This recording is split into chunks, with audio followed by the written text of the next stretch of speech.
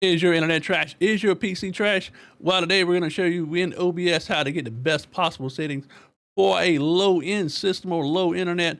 And hopefully you don't have to have a command like this right here that says exclamation mark AT&T, my internet is crashed.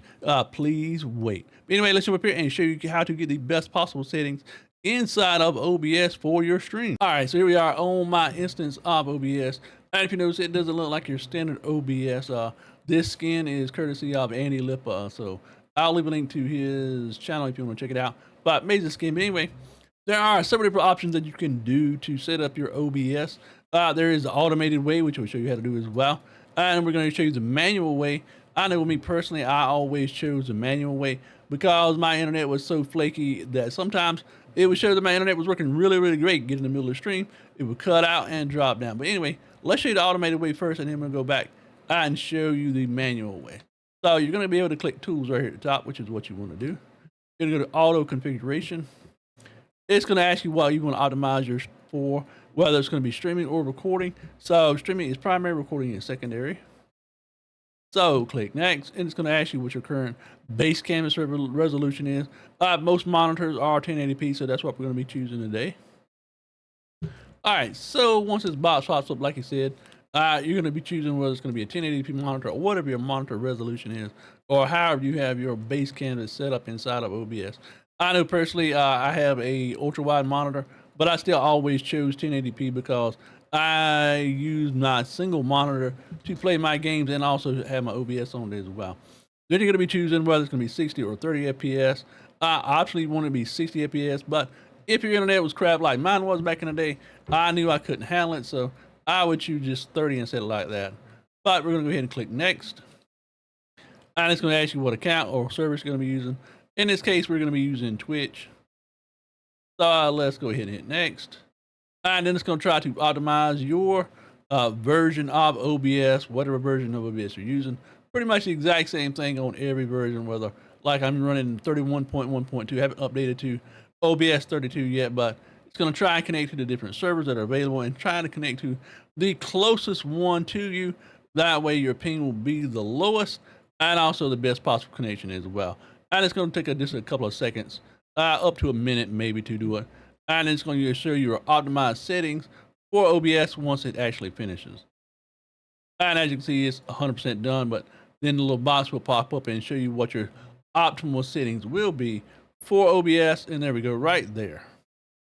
All right, so once you run the auto configuration, again, my service is, Twitch. Server is auto recommended, no multi-track, video bit rate is 6,000. And this is where I differ with the automatic settings for OBS. It's going to use your streaming encoder, which is your NVIDIA. I have a NVIDIA graphics card. If you had an AMD graphics card, it would choose the AMD encoder as well. My issue with this is a lot of times I have a 3070 Ti. It's got 8 gigs of VRAM on it. And even during the middle of streaming, I will get encoder overload if I use the streaming encoder for NVIDIA.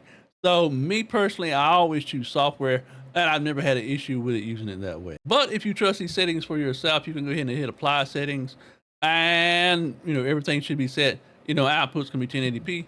My computer, like I said, my internet's pretty good now. My computer is pretty good as well. So this right here will be just fine for me, except for me personally choosing the software encoder. So to be able to manually set up your OBS settings for yourself, you're gonna go right here. You're gonna click settings, and once you click settings, it's gonna pop up the settings box. Let me drag it over here so you can see it. So you're gonna get listed with a whole bunch of options right here. The main ones you're gonna be looking at is your output, audio, and video. So output is what you're gonna be looking at first. So this is your video bit rate. I know back in the day, my internet upload speed was only about 10 megabits per second. So I automatically cut that in half. So instead of the 6,000 kilobits, what I ended up with was about 500. And sometimes I even had to set it lower than that. You got to erase all that. You can change it to whatever you want to, but well, not 5,900. Let's go 500. So at around 500 kilobits per second, so it's going to give you a 480p stream, which is what I streamed at back in the day. 480p, and some days that was really good. I would set it automatically to about 540p if I could get it up to like 1 megabit per second. I honestly would leave this on simple mode. That way you don't have to worry about messing up any of the other settings for OBS. Audio bitrate is what you're gonna be looking at next. I know for myself personally, again, I was streaming on a low end connection. So even though I had a really nice microphone, had a Rode Pod mic, I would still kind of set it around high as I could, around 192 or still 320, because in all honesty, as long as you sound good, it really doesn't matter a lot of times how good the stream looks, unless it just looks really, really bad. But most often, people are going to stick around more often if you sound good versus if the stream actually look good. I'll show you some clips from my streams from way back in the day when I was streaming on 480p and 540p as well. I think I have 14. But personally, 192 if you're really worried about your internet connection, but you can optimally leave it at 320. That way you sound your best possible on Twitch. Now, this next one is your video encoder. This is what you're actually sending out to Twitch. As you can see, I have it set to software X264. Again, if you're using a NVIDIA graphics card, you can set it to NVENC, which is H264. If you have a newer NVIDIA card, it's going to give you options for that as well, or AMD card also. But personally, this is where I ran into issue with the encoder overload. If I set it to NVENC, and even now if I set it to that, I still get that encoder overload. Software side, the only downside about this is it uses your CPU to actually decode and encode all the information that is going to be going to Twitch or whatever streaming service you're going to be using. Personally, I would use software X264. The video quality isn't going to be quite as good, but honestly, you're not going to be able to notice a lot of difference when it comes to streaming on Twitch, especially at lower resolution. The next setting we're going to be looking at is the encoder preset. Honestly, this is what I keep it at by default. This is the default setting. But if you find the fact that you're going to be having issues, because you have a lower end CPU, a lower end GPU, low quality internet, you're going to be changing these options in here. So what you're going to be looking at is when you get up too fast, it's going to be using your CPU. A lot of it. So if you have a lower end CPU, you don't want to be doing this. So ultra fast, again, you got to take into account as well that if you lower it down to ultra fast, it's not going to be using much CPU, but it's going to lower down the visual quality of your stream. So if at all possible, keep it at very fast, which is the default setting. If you have a really good computer, you can raise it up. But again, this video is designed for people that are running on lower end systems. And then the next thing we're going to be looking at is the audio encoder. Let me get off of this. Personally, just leave it on default. AAC is where you want to keep it at. So our next section is going to be the recording section. I honestly would not recommend recording while you're streaming if you have a lower end system, because it's going to make your stream really, really laggy. It's going to use up all your CPU usage, and you're not going to be able to take good quality advantage of your GPU as well.